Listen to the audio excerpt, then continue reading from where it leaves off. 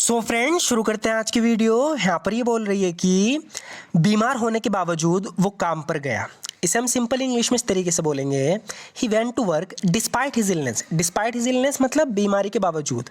He went to work despite his illness यानी बीमारी के बावजूद, बीमार होने के बावजूद वो काम पर गया। वो काम पर चला गया हालांकि उसकी तबीयत ठीक नहीं थी। इस तरीके से हम कह सकते हैं, he went to work although he was not feeling well. He went to work although he was not feeling well. तो यहाँ पर ऑल्दो का यूज़ किया जिसका मतलब होता है हालांकि। दो बात एक दूसरे से टकराती हैं तो इसे इंग्लिश में बोलेंगे ही वेंट टू वर्क। पहली बात तो कि वो काम पर गया, दूसरी बात although he was not feeling well हालांकि उसकी तबीयत ठीक नहीं थी। वो काम पर गया हालांकि उसकी तबीयत ठीक नहीं थी। He went to work although he was not feeling well. वो बहुत बीमार था फिर भी काम करता रहा। सो फ्रेंड्स, इस बार हमने यूज़ किया है फिर भी। फिर भी के लिए मैंने पहले बताया हम यूज़ करते हैं नेवरदलेस। नेवरदलेस नेवरदलेस का मतलब होता है फिर भी। तो यहाँ पर कह रही है कि ही वॉज वेरी सिक, वो बहुत बीमार था। He was very sick nevertheless he kept on working, फिर भी वो काम करता रहा। He was very sick nevertheless he kept on working, वो बहुत बीमार था फिर भी काम करता रहा। हालांकि मैं थका हुआ था, मैंने समय पर काम पूरा कर दिया। सो फ्रेंड्स, इसे कोई काम दिया गया तो समय पर पूरा करने के लिए ये थक गया था लेकिन फिर भी इसने काम समय पर पूरा कर दिया। तो बता रहा है कि दो आई वॉज टायर्ड हालांकि मैं थका हुआ था, I finished the job on time, मैंने जो जॉब थी जो काम था समय पर फिनिश किया। दो I was tired I finished the job on time, मैं बहुत थका हुआ था फिर भी मैं काम करता रहा। अब यहाँ पर भी ये बोल रहा है कि I was very tired nevertheless I kept on working. I was very tired nevertheless I kept on working, मैं बहुत थका हुआ था फिर भी मैं काम करता रहा। नेक्स्ट देखते हैं फ्रेंड्स, यहाँ पर ही कह रहा है कि हालांकि मैं इस नौकरी के लिए सही था लेकिन मुझे ये नहीं मिली। तो इसने किस नौकरी के लिए अप्लाई किया था, इसके पास सारी क्वालिफिकेशन थी, बिल्कुल सही था ये नौकरी के लिए लेकिन इसे फिर भी नौकरी नहीं मिली। तो बता रहा है कि although I was the right person for the job, although I was the right person for the job I didn't get it, हालांकि मैं इस नौकरी के लिए सही इंसान था, राइट पर्सन था बिल्कुल, लेकिन मुझे नहीं मिली। Although I was the right person for the job I didn't get it. I had the required skill, however I didn't get the job। इस तरीके से हम बोल सकते हैं कि मेरे पास required skill थी, यानी जिस स्किल की वहाँ ज़रूरत थी जॉब में मेरे पास वो सारी स्किल थी, however लेकिन I didn't get the job, मुझे नौकरी नहीं मिली। I had the required skills, however हालांकि लेकिन I didn't get the job, मुझे नौकरी नहीं मिली। बावजूद इसके कि मैं सबसे ज़्यादा योग्य कैंडिडेट था, यानी जितने भी लोगों ने अप्लाई किया था उसमें सबसे ज़्यादा डिजर्विंग मैं था, सबसे ज़्यादा योग्य मैं था। कह रहा है कि बावजूद इसके कि मैं सबसे ज़्यादा योग्य कैंडिडेट था। डिस्पाइट द फैक्ट, तो इस बार हम यूज़ कर रहे हैं डिस्पाइट द फैक्ट का, यानी बावजूद इसके, despite the fact that I was the most deserving candidate.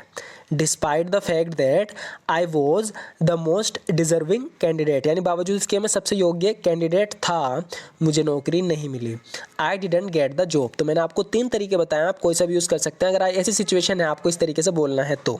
I didn't get the job, मुझे नौकरी नहीं मिली। सच तो यह है कि मैंने खुद से उम्मीद छोड़ दी। तो जब कोई अपने आप से उम्मीद छोड़ देता है, किसी से उम्मीद छोड़ देता है, इसके लिए हम यूज़ करते हैं गिव अप ऑन का। तो कह रहा है कि ट्रूथ इज़ यानी सच ये है, आई gave up on my self, यानी अब मैं हार गया, मैंने हिम्मत हार दी, अब खुद से हिम्मत छोड़ दी मैंने, अब मेरे बस की कुछ नहीं है। Truth is I gave up on my self, truth is I gave up on my self, यानी सच तो ये कि मैंने खुद से उम्मीद छोड़ दी। मुझे नहीं लगता मुझे कभी नौकरी मिलेगी। I don't think I will ever get a job, I don't think I will ever get a job, मुझे नहीं लगता कि मुझे कभी नौकरी मिलेगी। I don't think I will ever get a job, मैं कितनी भी कोशिश क्यों ना कर लूँ मैं हमेशा फेल ही हो जाता हूँ। No matter how hard I try, तो जब भी हम इस तरीके से कहते हैं कि मैं कितनी भी कोशिश क्यों ना कर लूँ, इस हम इंग्लिश में बोलेंगे no matter how hard I try, यानी कितना भी हार्ड ट्राई कर लूँ, कितनी भी कोशिश क्यों ना कर लूँ। No matter how hard I try I always fail, मैं हमेशा फेल हो जाता हूँ, असफल हो जाता हूँ। No matter how hard I try I always fail, मैं कितनी भी कोशिश क्यों ना कर लूँ मैं हमेशा फेल हो जाता हूँ।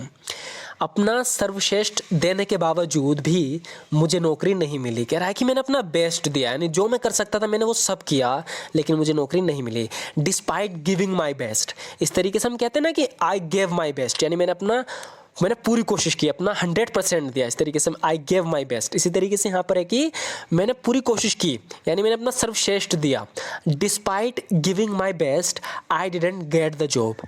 Despite giving my best I didn't get the job, यानी पूरी कोशिश करने के बावजूद भी मुझे नौकरी नहीं मिली, अपना सर्वश्रेष्ठ देने के बावजूद भी मुझे नौकरी नहीं मिली। मेरे 2 दोस्त जिनके पास कोई टैलेंट नहीं है, अपने दोस्त के बारे में बता रहा है कि 2 of my friends who have no talent. 2 of my friends who have no talent, यानी मेरे 2 दोस्त जिनके पास कोई टैलेंट ही नहीं है।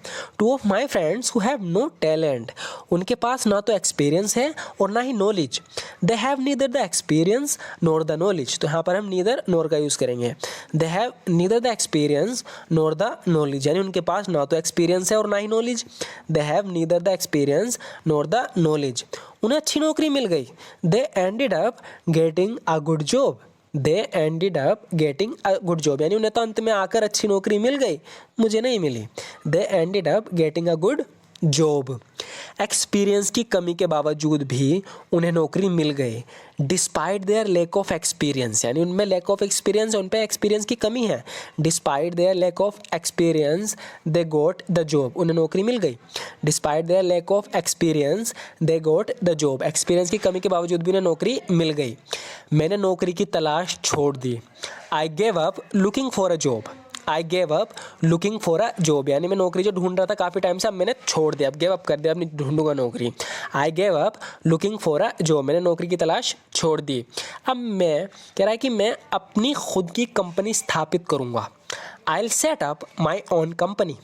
I will set up my own company, यानी अब मैं खुद की अपनी कंपनी स्थापित करूँगा, सेटअप करूँगा, शुरू करूँगा। I will set up my own company. मैं लोन लेने के बारे में सोच रहा हूँ। I am thinking about taking out a loan. Loan लेने के लिए हम टेक आउट का यूज़ कर देते हैं फ्रेजल वर्ब का, तो कह रहा है कि आई एम थिंकिंग, मैं सोच रहा हूँ, about taking out a loan, एक लोन लेने के बारे में। I am thinking about taking out a loan, मैं लोन लेने के बारे में सोच रहा हूँ। देखते हैं फ्रेंड्स, यहाँ पर इससे कह रही है कि मेरी बहन के पति के साथ नहीं बनती, यानी इसकी बहन का जो पति है उससे इसकी लड़ाई होती रहती है। कह रही है कि मेरी उससे नहीं बनती, तो इसे इंग्लिश में बोलेंगे I don't get along with my sisters husband.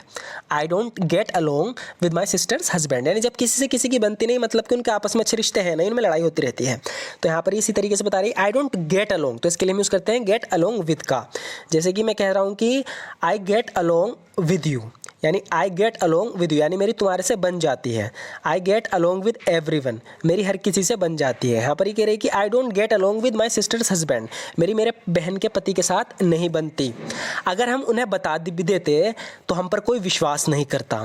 तो यहाँ पर इसने किससे कोई सच छुपाया है, तो कोई इससे कह रहा है कि तुमने बताया क्यों नहीं, तो कह रहा है कि no one would believe us, यानी हम पर कोई विश्वास नहीं करता।